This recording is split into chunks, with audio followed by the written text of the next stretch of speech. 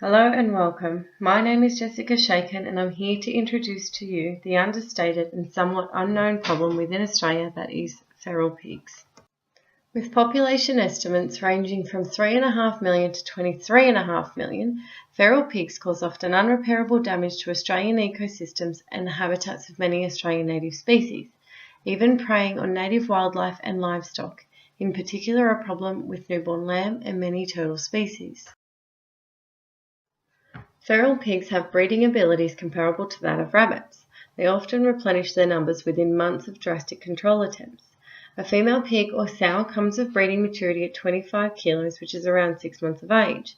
Each litter will contain on average 5 to 6 offspring, and in prime conditions they will breed twice in 12 to 15 months.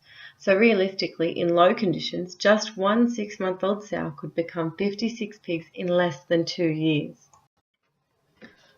Australian governments and farmers employ various methods in an attempt to control the population. Some farmers of large crops will employ electrified fences to deter feral pigs from crops, but it is said that a hungry pig will build up adrenaline and burst through the fence to seek his prize.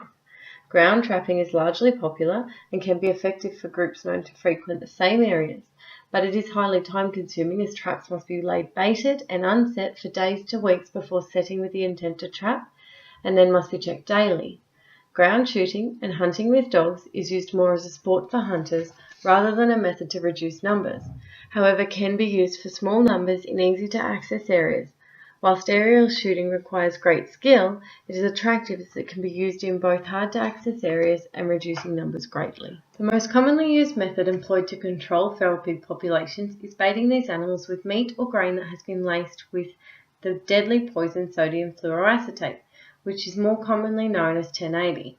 The Material Safety Data Sheet from Animal Control Technologies Australia explains methods to combat such problems such as placing baits at times when feral pig activities are high and non-target species are low.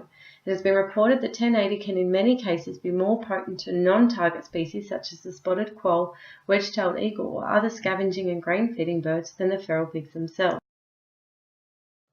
But with every other method seeming only to provide a temporary solution to a long-standing problem, and because of the feral pig's ability to repopulate areas quickly, what other options do we have?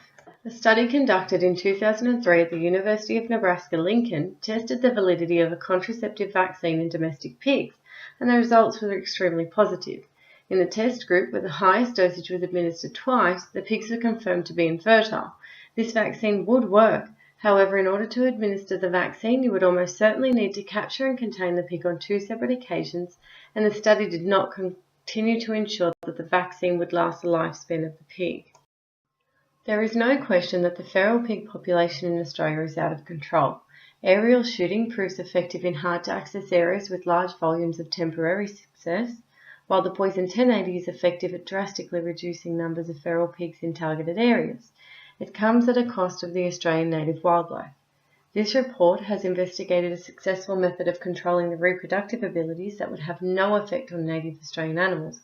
It is, however, reasonable to question the effort required to administer the contraceptive vaccine to feral pigs in Australia twice, the cost in comparison to other control methods, and if the feral pigs are in proximity enough to administer the vaccine, euthanasia methods could be used as a more effective method to control the species rather than just controlling their reproductive abilities, even if that entails using 1080 in controlled conditions at the calculated risk of native wildlife.